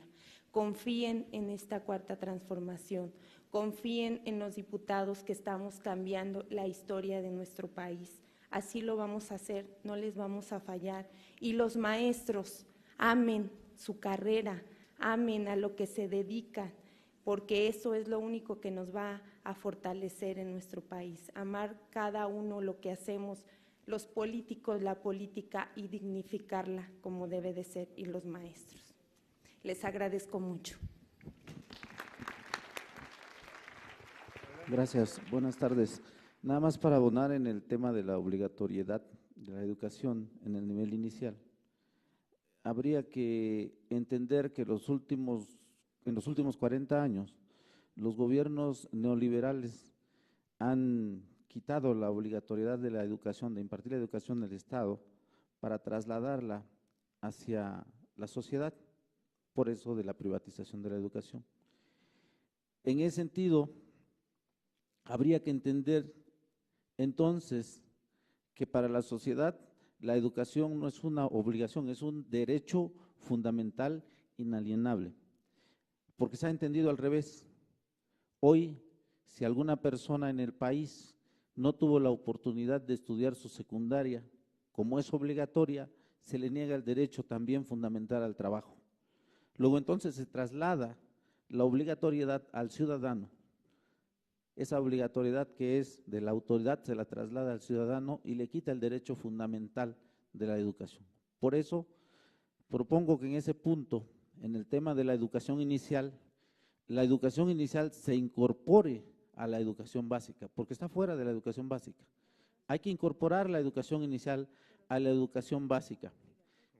Luego, la obligatoriedad del Estado para impartir la educación gratuita, como lo marca el artículo 3º constitucional, debería de ser desde la educación inicial hasta el doctorado. ¿Por qué? Porque como seres humanos, repito, tenemos el derecho fundamental e inalienable a la educación. Luego entonces, educación gratuita y laica desde nivel inicial hasta doctorado. Para eso pagamos nuestros impuestos. Hay que regresar la obligatoriedad al Estado y hay que darle el derecho fundamental, inalienable a la sociedad de recibir educación. Gracias.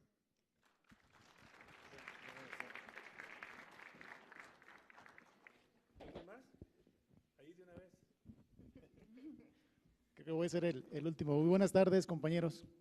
Nada más quisiera hacer una reflexión referente a los foros que se están realizando. He estado presente en algunos que se ha llevado a cabo y efectivamente son muy buenos para identificar básicamente cuál es la categoría en donde entra cada nivel educativo.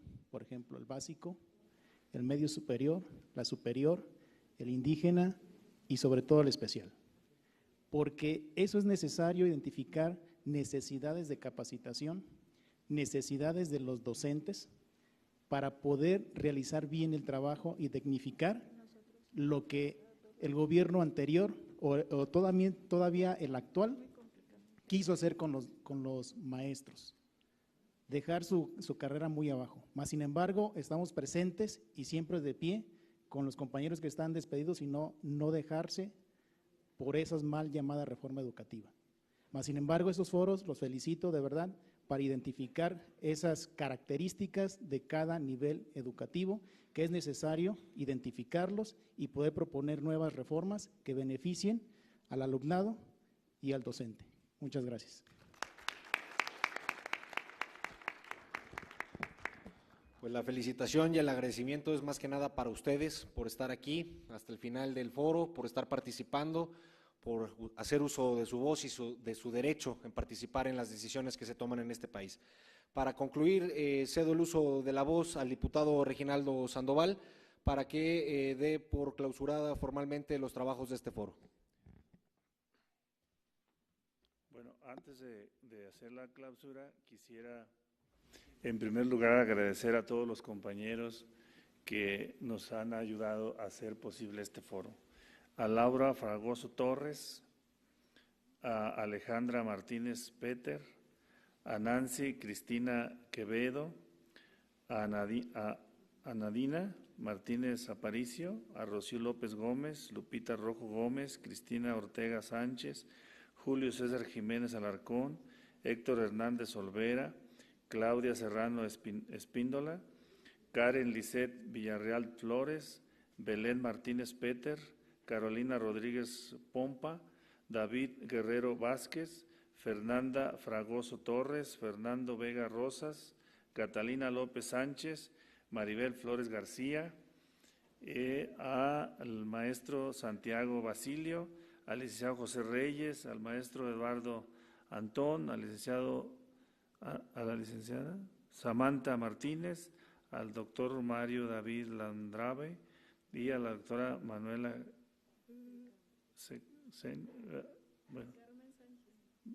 a la doctora Manuela, a Carmen Sánchez Carmen Sánchez y a la licenciada Sara Elena Ruiz Mesa y indudablemente a la doctora Angélica, que coordina el foro deliberativo, y a la diputada Ana Karina, que es la responsable de organizar este foro. Muchas gracias a todos ellos. Les pido que les demos un aplauso y comentarles que el tema de los acuerdos, si coincidimos en que todo lo que se leyó más las aportaciones que hicieron al final se agregue al tema de los acuerdos, y ahí concluiríamos eso. Si estamos de acuerdo, como decimos en la Cámara, por votación económica, los que estemos a favor, los que estemos de acuerdo, que esos sean los resultados de este foro, lo que ahí está, más lo que ya aportaron todos ustedes. Y bueno, para cerrar, quisiera decir lo siguiente. Miren, yo coincido en que la educación debe ser desde educación inicial hasta el nivel superior, un bien público, y debiera de ser gratuita, y debiera de ser que ningún mexicano se quedara sin esa oportunidad. Mira, nosotros tenemos algo de experiencia desde la parte de educación inicial, y ahora hay estudios que demuestran que la inversión, para nosotros otra cosa también importante es que consideramos lo que se mande de presupuesto a la educación como una inversión y no como un gasto. Eso es muy importante porque es una diferencia enorme. Y tercero, dicen que el siglo pasado fue el siglo de las células y que este siglo va a ser el siglo de las neuronas. ¿Y por qué es eso? Porque la ciencia neurológica nos dice ahora, bueno, ya ustedes escucharon que hay un simulador cerebral en Inglaterra, en Londres, que tiene más de 2 millones de conexión neuronal el simulador. Por eso les digo que es el tema de investigación neuronal. Y bueno, la investigación de la ciencia de las neuronas nos dice ahora que el ser humano a los 3 años de edad tiene el 80% del tamaño de cerebro que va a tener en la vida a los 3 años de edad. Pero también nos dice que si sufres desnutrición en esta etapa, eso es irreparable, y que en México hay más de 76 millones de mexicanos que sufrimos desnutrición en esta etapa de la vida. Y lo segundo es que la ciencia neurológica también nos dice que de 0 a 6 es cuando más conexión neuronal se da, pero eso es producto de la estimulación de todas tus habilidades psicomotrices. Y como decía la diputada, no nos enseñan a ser padres. Regularmente nosotros dejamos a nuestro hijo con la abuelita, con la suegra para ir a trabajar. Y cuando regresa cansada la mamá y regresa cansada el papá. Y lo que quiere es que el niño esté quieto. Y si no está quieto le das un biberón de Coca-Cola. O sea, y entonces todo eso desde ahí viene el problema que traemos. Por eso sí sería importante que desde los 45 días de nacidos los niños tengan esta atención. Aquí está el doctor que fue rector de la Universidad de La Habana, allá en Cuba. El tema de los círculos infantiles es verdaderamente maravilloso. al padre de familia o la madre, la madre le dan 6 meses antes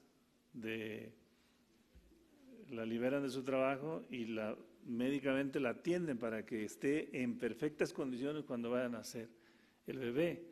Luego el papá o la mamá resuelve, pero 1 año va con el bebé al círculo infantil, ya sea la mamá o el papá. Y bueno, nosotros, las mamás andan sufriendo porque dicen hasta el último día para agarrar más tiempo cuando nazca el bebé. O sea, traemos verdaderos sufrimientos porque no tenemos en el centro el ser humano, el mexicano. Yo espero que esta cuarta transformación nos agarre en esa ruta. Depende de todos nosotros, de cómo nos organicemos y cómo sigamos. Y yo invitaría a la doctora Angélica que nos ayude, porque estamos para terminar el día de mañana los foros, el de Hermosillo y el de Cholula. Luego viene el lunes el resumen de todos y luego la parte legislativa de preparar la iniciativa para presentarla a pleno con todo lo que se ha dicho. Pero luego viene el tema de la implementación y ahí hay que darle seguimiento. Y yo diría darle seguimiento en términos de la ejecución de lo que quede en la reforma para que no nos atrape lo que nos decía acá el compañero de Hilario, en el sentido de que estemos reformando leyes y luego no la hagamos completa. Y si no la hacemos completa, pues va a irla adecuando, porque esto que tenemos ahora es un monstruo neoliberal verdaderamente enorme. No es simple. Ven cómo uno acá escucha todavía, y por más que queremos descolonizar los conceptos, todavía uno mismo, yo les decía el sacudimiento que me dieron en Oaxaca, me daba miedo pararme a hablar después de que escuché la conceptualización de colonial, porque me dice, el concepto calidad no lo puede seguir pronunciando porque es neoliberal. El concepto de desarrollo, como lo tenemos nosotros visto, es un concepto que para nosotros es un concepto que viene de la medicina, pero lo agarramos en la economía y es totalmente hacia arriba. Yo cuando escuché el documental de Panzazo, que decía que los países, ven cómo está, países desarrollados, subdesarrollados, en desarrollo, y decía, México trae 300 millones de atraso en el tema de desarrollo educativo. Pues para darse un balazo, digo, ya qué puede hacer, ¿cómo van a estar ellos cuando yo llegue a 300 años? Ya no hay qué hacer, se queda uno traumado, porque el concepto de desarrollo es también un concepto que nos han impuesto y que nosotros vemos que tú estás desarrollado si tienes bienes materiales, si tienes una casa, si tienes un carro, si tienes en la cuenta del banco, si tienes, o sea, todo está en la ruta de lo material. Este tema de sueños, de justicia y de solidaridad y de la subjetividad se nos ha borrado.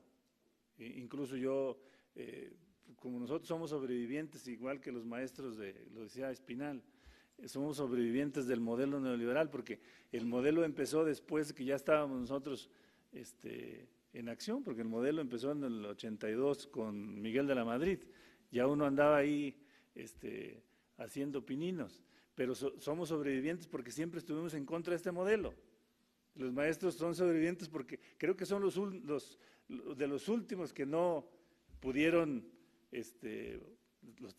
ahora estaban arrinconados, los traen angustiados ahí, tensos, porque no saben si dar clases o llenar los formatos esos que les ponen, porque y luego viene la evaluación y viene el supervisor, y bueno, totalmente tensos, pero han resistido. La verdad es que es el sector que más ha aguantado, no todos, pero la gran mayoría sí, y ahora creo que viene la correlación hacia nosotros, favorable, y entonces nos toca construir, pero hay que luego para construir, primero deconstruir, y yo traigo ahí debate con muchos diputados porque los escucho y son su concepto totalmente neoliberal. Miren, nomás les voy a confesar un pecado que tenemos aquí en esta legislatura. Aquí en esta legislatura las personas que hacen limpieza están contratados por outsourcing. Háganme el favor. En el lugar que hace la ley está contratado outsourcing.